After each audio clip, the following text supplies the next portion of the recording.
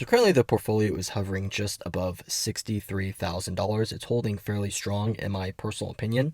It just comes to show that in the last couple of months, there's been a lot of contributions into the portfolio. There's been a considerable amount of market volatility given that we have the election, we have rate cuts and whatnot. What's most important is the fact that year to date, the portfolio has continued to perform well above my expectations. It's currently up over 41% year to date, which in my opinion, I cannot be disappointed in.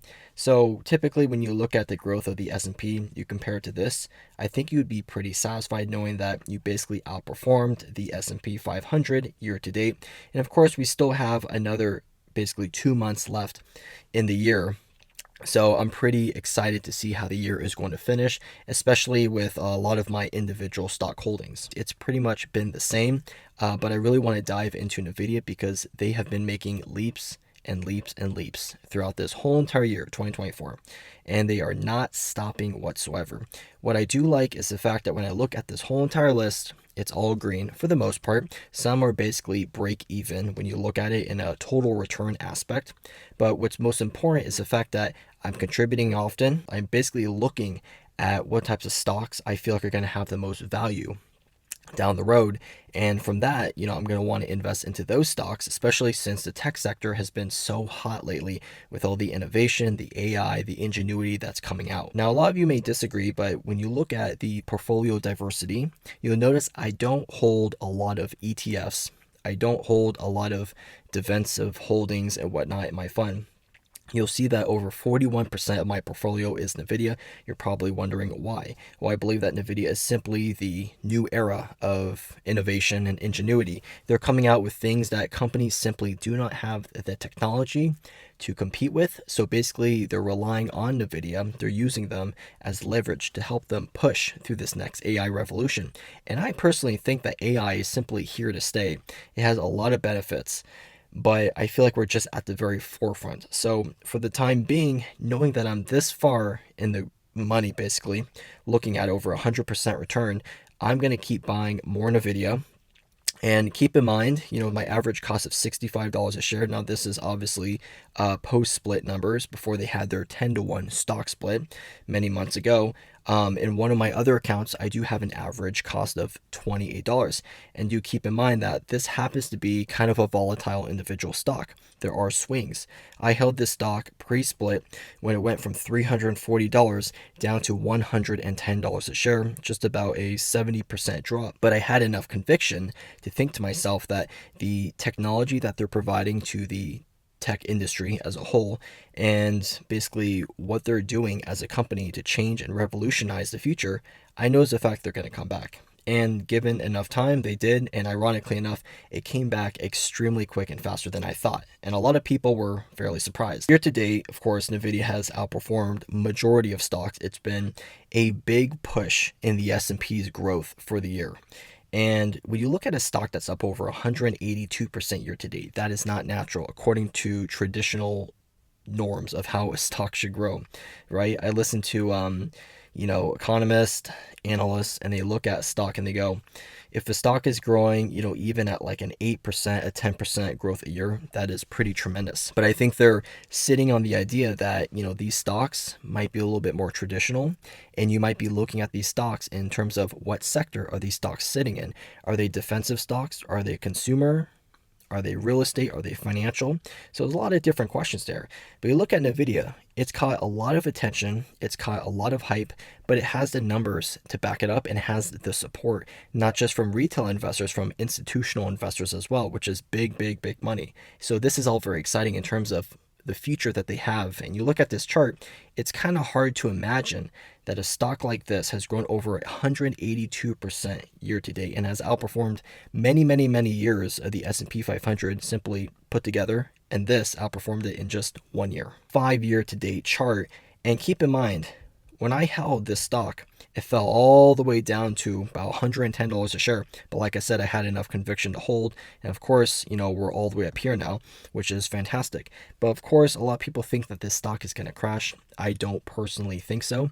I think that there is just so much money sitting on the sidelines, and we're talking trillions and trillions of dollars, right, on the sidelines that are waiting to be invested. The only question is, with this whole AI revolution, how is this money going to be invested, whether it's publicly or privately? And what type of data storage, what type of infrastructure, right, are we going to be implementing to be able to put this money towards good use? And obviously, that's a question that I want you to kind of ponder on. Something that I always find a lot of interest in is price targets. Now, I don't know if these are sometimes coincidences or whatnot, because sometimes a lot of these funds come out and they go, oh, we're giving these price targets or this rating change to this stock for whatever reason.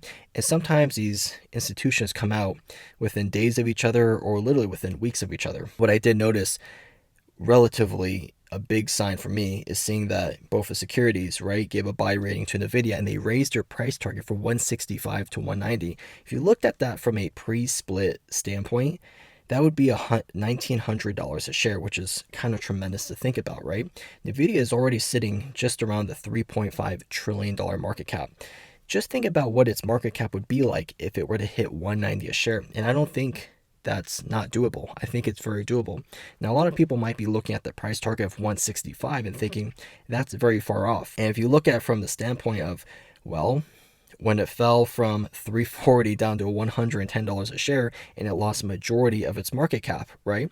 It rebounded so fast because so much money was pouring into it. Now, a lot of these institutions, I guess, just eventually went along with it and just gave it all new price targets that gave it that much support.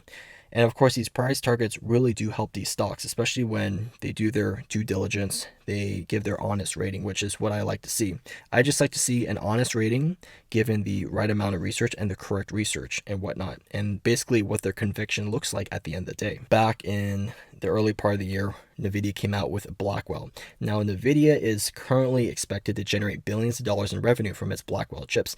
From what I know, these Blackwell chips compute at such a high capacity that they use a lot of electricity, but companies like, Amazon, Google, Facebook, and whatnot are just drooling to get a hold of these chips because it's going to allow their companies to basically excel so much farther with their internal operations, whether it's AI data centers or whatever private operations they have going at hand. Keep in mind, these Blackwell chips could, keyword could, right, contribute 5 to 10 billion in revenue.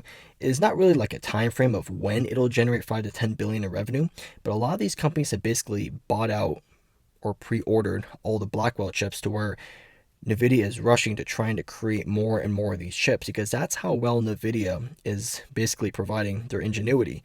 And it shows that these companies are simply just drooling and drooling, trying to get more of these chips.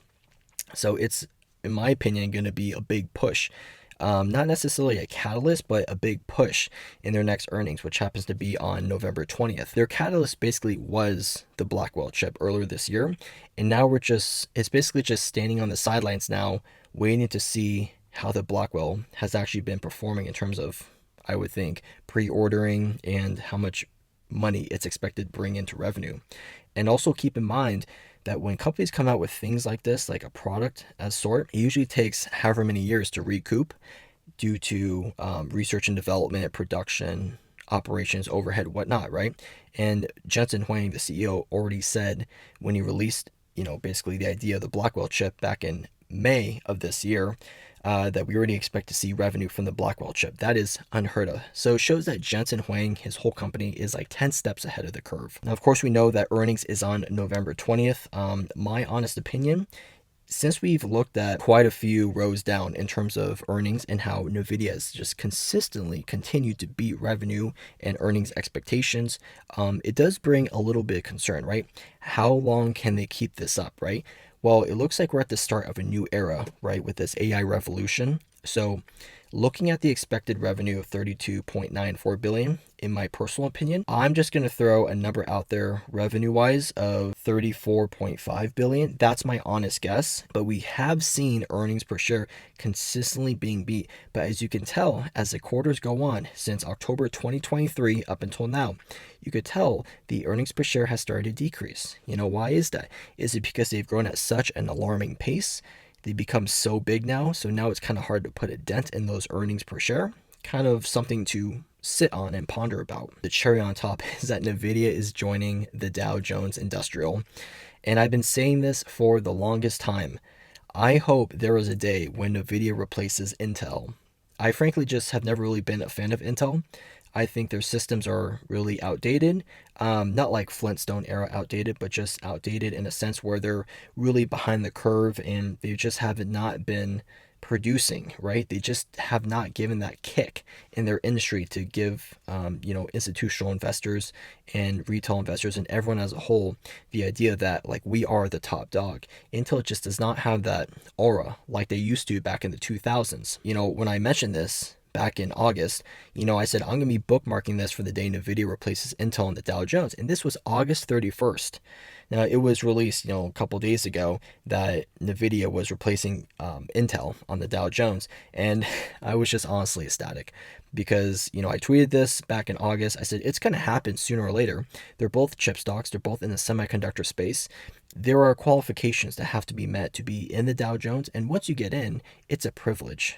It's not a right, and you have to meet certain expectations, right? Or you could be delisted from the Dow Jones. Like when stocks get delisted from the S&P, they get booted out, or basically when they readjust. And the last thing I would want, right, would be for Nvidia to get booted from the Dow Jones. I think it's securing a very, very important spot here that it needs to hold on to. And it's speculated that Nvidia, given its market cap and swing in the market, that it will contribute about 2% on the debt, which is tremendous. I think Apple, if I'm not mistaken, is about 2.35. I could be mistaken. I'll have to double check that. When you look at the next stage of AI, it's something I really want to highlight here. If you can't beat them, right, you have to join them. So with companies like Meta, Google, and Microsoft eagerly anticipating the arrival of these chips, which are the Blackwell chips, Nvidia's ability to deliver on the Blackwell project could solidify its reputation as the leader in AI technology. Let that kind of sink in for a second. To me, it just shows that Nvidia is top dog. It is at least 2 years ahead of any other company right now that's trying to compete with it. And these companies, even though they're worth trillions, they are smart enough to realize they cannot outperform Nvidia. They cannot do what Nvidia is currently doing. And even if they caught up, they would still have to implement a lot, like training, creating the computer chips or whatever these chips are being implemented towards production. That's a very important piece as well. They simply have created the reputation in AI technology. And this AI is going to continue and continue to grow, which is very important. So I could see how Blackwell is going to be, in my opinion, a very important key player in terms of revenue building for it if other areas of its revenue become slower, so it can leverage on it. Not entirely, but in a large sense. When you look at Intel getting kicked out of the Dow Jones, immediately it reminded me of IBM. Now keep in mind, I'm fairly young, so I don't remember much from the early 2000s. And I noticed that, when IBM basically fell behind in the technology race, like it's mentioned below, the combination of factors including their slow adaptation to the rising popularity of personal computers, to me, basically they were stuck in a different decade, right? And they said, oh, what we've always done, we should always be doing. And, the corporate culture was too focused on large enterprise systems. As mentioned below, they did not move with the times. They didn't adapt. They were stubborn. They were ignorant. And that cost them their place in the market, that cost them their place in the stock market, the overall consumer market, whatnot, and they fell behind. And other companies said, well, we're agile, we're faster, we're better, like Dell and Microsoft. I think that's one of the reasons why Jensen Huang also mentioned, investing into Dell is such a good idea because of like what they're doing and, what they're providing to their industry. So you can see how Dell is actually making really good moves, especially if Jensen Huang is promoting them. Imagine Nvidia is like the gold rush, right? We are in a new era where everyone could be making a lot of money, or everyone could be investing their money into areas where they're not going to be making a lot of money.